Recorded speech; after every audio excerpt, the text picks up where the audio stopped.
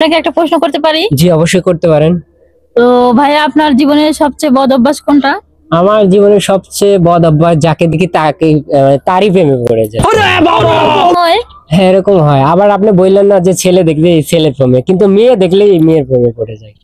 আচ্ছা, তো এ পর্যন্ত কতটা মেয়ের প্রেমে পড়েছেন? কতটা বলতে না, শুধু একজন। শুধু একজন? হ্যাঁ।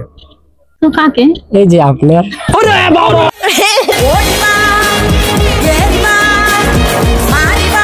কোন জেলার মেয়েরা বেশি মেকআপ করে?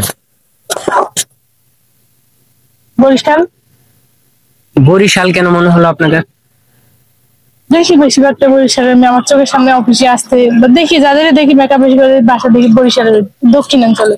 দক্ষিণাঞ্চলে মানে বরিশালের মেয়েরাই। আচ্ছা, বরিশালের মেয়েদের কমেন্ট বক্সে দেখতে চাই। কোন জিনিস গরুর 4টা থাকে, মেয়েদের 2টা থাকে? পা। শিওর? শিওর, একটু ভাবেন। 100% শিওর। Right answer. সেকেন্ড প্রশ্নে যাব। চিত্রনায়ক মান্নার একটা জনপ্রিয় ছবি আছে, যার নাম হচ্ছে আম্মা জান। দেখছি।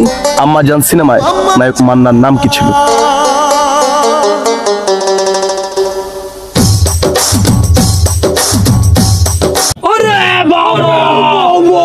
হ্যালো বন্ধুরা, অনেকদিন পর ক্যামেরার সামনে নিয়ে আসলাম বগুড়ার শিল্পী শাহিন আলম।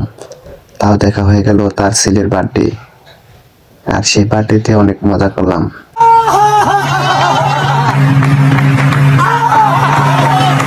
কাশফুল বাগানে ভিডিও বানাতে এসে দেখি বাইরে ভাই খালি কন্টেন্ট টিউটার, খালি কন্টেন্ট টিউটার।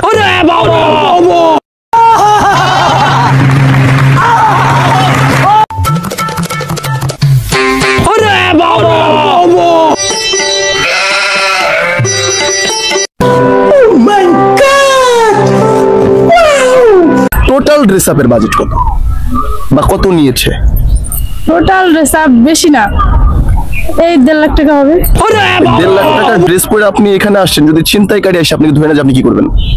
চিন্তাকারীর তো এগুলো নিয়ে লাভ হবে না, যদি আমার এই পুরোটা নিয়ে যায় তাহলে লাভ হবে। একদম পজিটিভ। কোথায় হাত দিলে পানি বের হয়? পানির টেপে। আপনার কাছে পানির ট্যাপ কেন মনে হলো? ব্যাখ্যা দিতে হবে। পানি টেপে তো হাত দিলে পানি তো বের হয়। এটাই হবে? হ্যাঁ। নিয়ে নেবো। অবশ্যই। আচ্ছা, মেয়েদের কোন জিনিসটা বেশি ফর্সা হয়? মানে মেয়েদের কোন জিনিসটা বেশি ফর্সা হয়? একদম নেগেটিভ না, একদম পজিটিভ অ্যান্সার। হ্যাঁ, লিপস্টিক মেয়েরা কেন দেন? সৌন্দর্য বাড়ানোর জন্য। আর কিছু না? আর কিছু না। ছেলেদের আকর্ষণ নাকি? হ্যাঁ, সেটা অবশ্য ঠিক যে ছেলেদের আকর্ষণ করার জন্য, আর সৌন্দর্যটাই তো হচ্ছে ছেলেদের আকর্ষণ। হ্যাঁ। আচ্ছা, মেয়েদের কোন জিনিসটা বেশি ফর্সা হয়?